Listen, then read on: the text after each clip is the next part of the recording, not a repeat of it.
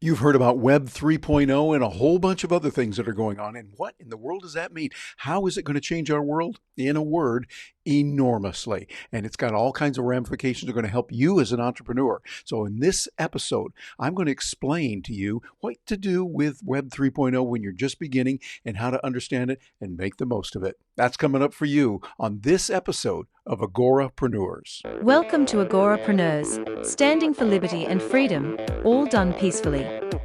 Now, here is your guide, Terry Brock.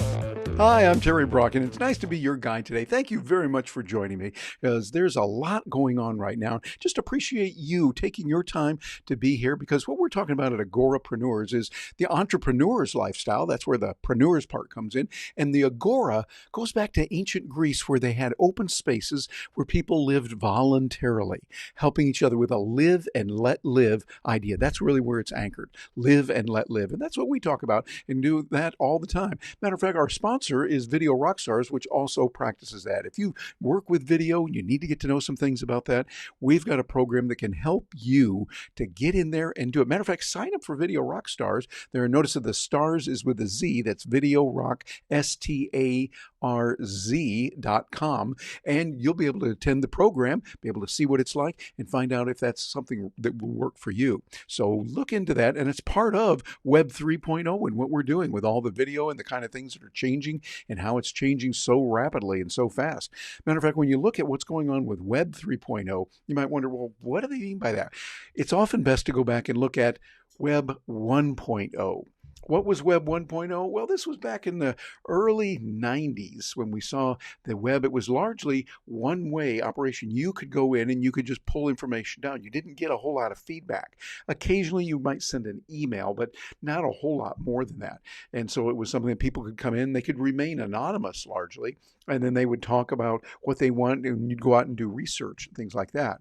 And then somewhere around the 2002, 3, 4 mark, we started seeing Web 2.0 coming in. And Web 2.0 brought in a little more interaction where you could go into social media groups like Facebook. And we saw Twitter come about in some of those a little bit later on that. And a lot of other areas where people were interacting with each other more. And we see that that was really a good thing. It had a lot of potential, but also there's some challenges that came with it. The challenge is we've seen the growth of, yeah, you guessed it, big tech. Big tech has grown so huge that sometimes now they say, well, they're cutting off even our privacy, cutting off our ability to communicate with each other, and censorship is running rampant. We see that if you say one slight word off or that, they can cut you off like that. Many entrepreneurs have discovered not a good idea to try to build your empire on someone else's land. Make sure that you own it yourself. Well, Web 2.0 is where 2.0, I should say, is where we are today. That's what's going on. But Web 3.0 is where you and I are going to be for a long time to come because there's a lot of good things happening with this. See, Web 3.0 is kind of like what we saw in Web 1.0, a little more chance for you to have some anonymity, a chance to have a little bit more work without the risk of the censorship. This part will be good. And we're going to see a lot of other things taking place. A big part of Web 3.0 is blockchain. Blockchain is a wonderful distributed ledger that keeps a record of what's going on in a database, but it does it in several different locations, not just in one. Think about a traditional database. You'd have a hard drive, you put your information there. If someone wanted to get that information, they'd just go in and grab the hard drive, and they'd have it. With blockchain, they don't do that because it's being distributed around many different places. Bitcoin, the cryptocurrency, is most famous for it because that's where it was first deployed when it was developed by someone named Satoshi Nakamoto. And Satoshi Nakamoto was a person or persons, a man or woman or group of people, we don't know which, that created Bitcoin. Very simple, and yet one of the most profound financial instruments that we have ever seen in the world. Using blockchain, they were able to make it more secure, and that's going to be something that we'll have much more of in Web 3.0, more security and much less censorship, because when you get into Web 3.0, you're able to work with a number of people that can share information back and forth. Often this is called a decentralized autonomous organization, DAO. The decentralized means that no one place controls all of it. It's done by common people. It's going to open up a world of possibilities, as it is right now, for people of all walks of life, but particularly for those who are less advantaged, for those who are poor, who don't have a lot of the infrastructure, because now they can take a smartphone and be able to receive payments from wherever they are, as long as they've got good access to the net. This is now legal tender, Bitcoin that is, down in El Salvador. And this is opening up a world of possibilities for people that before would work and they would have money coming in from their relatives who were in another part of the world, might be doing something like remittance. We know that a big part of what El Salvador's money comes from is the remittance. And we know that by sending it to the way they did it is it would come from the United States to the Western Union, and then they would take a cut of it, and then their relatives would go to the Western Union to get the money, and the bad guys would be waiting knowing that they're going to be walking out with cash. And so it was a dangerous thing all the way around. With Bitcoin, it's just sent directly from their relatives in the United States or wherever they might be to them in El Salvador. Blockchain makes this much better. Now, another tool that we're going to see, and we're seeing it right now, is the idea of virtual reality and augmented reality. Virtual reality is something where you go into a whole new world and you're seeing all kinds of different options around you. It's big in gaming, but also has a lot of enormous opportunities for training. The augmented reality consists of goggles or glasses that you put on, and objects appear without obscuring what's going on out in the real world, so that you can get information on, okay, you're walking down a street, you might see a building, go, oh, that building is good for this restaurant is good for that, or here's something here, and you might tap and get a menu of that particular restaurant, or see one over here, and it gives you the ability to have the tools. For instance, if you are using it in repair, you could see the exact tool and how to use it there in augmented reality while you're still working on it. And there's some amazing things to be done. Matter of fact, I just recently got a gift here. Gina, my partner, gave me this for my birthday. It is the Oculus 2. This is an amazing thing. You can put this thing on here. I haven't even got into it yet. I'm going to put this on like this. And let's see. Whoops, bring it over here. Here we go. We're working on it. There, like that. So now I could use that. I'm not tied into it right now, but then it blocks out most of everything that's going on outside. Push it down a little bit there. And I would be able to watch a movie or take a training session or think about the training that can be done safely for very dangerous operations. We have seen the benefits of simulation training for air travel, how it has really improved the skill levels of pilots worldwide. Well, now we're getting this over here much more than ever.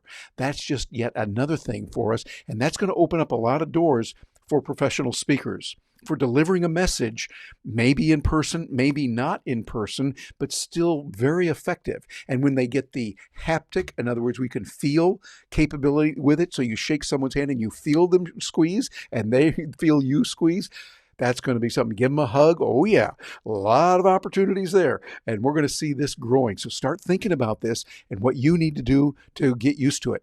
A famous, most recent example was Mark Zuckerberg, the head of what is now called Meta. They have shifted over to embrace these Web 3.0 capabilities, doing a fencing contest with someone virtually, where they both were able to take their fences and use that and be able to kind of poke each other. They would feel the haptic just a little bit. Of course, it's safe this way, but it's a great way to learn a skill. This is amazing. I'd go out to Google and you could take a look on that, or over to YouTube and just type in Mark Zuckerberg fencing, and you'll get a chance to see what that looks like. It's pretty amazing. A real big benefit of Web 3.0 is that it's not going to be controlled by the ruling elites. Not by a big company, not by big tech telling you, you can't do this, you can't do that, but rather it's going to be decentralized. Remember that, decentralized autonomous organization, a DAO. That means people get together that have a common interest and they write the rules on how we're going to behave in this group.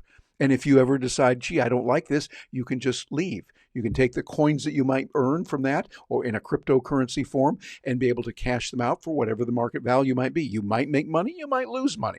But either way, you're going to be able to control what's going on. And I think it's giving a lot of power to the individual. I'll give you an example of how I'm using this right now and I'm experiencing it. I really need it. I am currently banned from Facebook Live, not Facebook itself, but just live. And I have no idea why. I don't say anything political on my program. I definitely don't give any kind of medical advice. And yet, for whatever reason, I keep seeing this little graphic that comes up that's saying, oh, gee, we don't know why, but we're going to do this to avoid misuse. What in the world does that mean? I don't know, but it means that I'm on Facebook's platform and they can pull me off whenever they want. And I think, what if I knew I did something wrong? That'd be one thing. But I don't do the things that they normally ban people for. I don't know, but we're going to be able to move around that with Web 3.0 so that we can go to a platform where we know we're not going to get censored and we're not going to get banned. Another thing about Web 3.0 you're going to bump into is there's a lot of terms that you're going to get to know. You're going to hear things like MetaMask. You're going to hear terms about blockchain. You're going to hear terms like DAO, that decentralized autonomous organization. You're going to hear about OpenSea. You're going to hear about many other things that are out there. Well, get used to it and get ready for it. I remember years ago when the internet was first coming out and they would say, well, the address you go to is http://www. and say whatever it is. And I'd hear people say, come on, speak English. I don't understand. Well, it is English. Those are English letters, okay? And we learned what they were. We learned. So you're going to learn some new tools. You're going to learn some new terms. I'm not making any recommendations here financially. Zero. No financial recommendations, but massive education recommendations to start learning and growing. Matter of fact, we're going to be doing a lot with the metaverse, talking about what's going on with that, with Web 3.0, blockchain, crypto, here on Agorapreneurs, because it ties in with our live and let live style. The live and let live style of working with it really makes all the sense in the world. So what you want to do is be able to work with that and get to know it even better. Oh, and here's something that's really important for speakers and people that want to hold events and those kind of things. Here's something I saw from a community called CEX. They're talking about customer and experience, and they're talking about meetings. Look what happens and what they charge here on this. They charge you a fee to go to the to be there. You get an early discount, and if you wait until the last minute, it's a little bit more. But also, I like this where they say you're going to get the first 100 tickets sold as NFTs, or as we like to call them, the never-ending tickets, the NETs. It's kind of a play on NFT, but it's NETs. The never-ending tickets is that those who purchase and hold these special access tokens will be eligible to, get this, receive one ticket to any and all CES events as long as we're putting them on together. That's a $995 annual value every year. You don't buy a ticket every year. You buy one ticket one time, and you can go as long as you own that ticket. And then you can, if you want, sell that ticket. So it might go up in value and you say, hey, I can sell it and make some money. Okay, good. But then you wouldn't have the ticket to go to the event. Notice they also have exclusive VIP access to CEX event parties where you'll mingle with other VIPs, conference speakers, et cetera, et cetera. Access to CEX private Discord group. Now that's really nice. You get in there. You have to have NET, that event ticket, the never-ending ticket. I like that.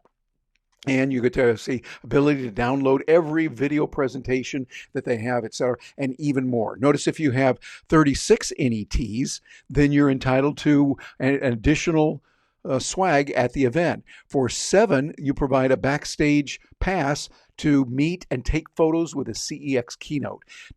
With 2, you get to extend an invitation to have lunch with Joe Paluzzi and Brian Clark. These are the 2 individuals that are putting it on, and a lot of other good things there. So I want you to think about this. Those of you who are professional speakers, or you're celebrities, or you've got something that you can do, have an event like this, you can have this available and make it so that people can get involved with you in a way beyond the traditional price of pay once for a ticket and then that's it. This way, you build an audience of loyal fans who are with you. And I think it's got some amazing features to that. Start thinking about how this is going to change our world, because it is. And it's going to change the way that you can do business and the way that you'll be able to do even more. And so you want to do some exploration. And again, I'm not making any financial recommendations, but I am making strong educational recommendations. So there's a lot of opportunities within the world of Web 3.0, enormous opportunities that you can take advantage of. I encourage you to look into these. And again, no financial recommendations here, only educational recommendations to start studying. And by the way, stay with us here because we've got a lot of information that we're going to be sharing with you and helping you out. And if you need some extra help, we've got a program, 20withterry.com. That's 20withterry.com. And you'll be able to have 20 minutes with me, no charge. It'll give you a chance to take 10 minutes, tell me some of the things you're doing, what your challenges are, what you'd like to accomplish. I'll take 10 minutes and give you advice that can be very valuable and help you in some serious ways in your business regarding technology, regarding what you're doing and how to help on that. And if it looks like we might have a good fit, maybe my coaching would work for you, you can make the decision at that point, decide, okay, we're going to move forward with this coaching and we'll do it. If not, you've lost nothing because there's no cost to you for this.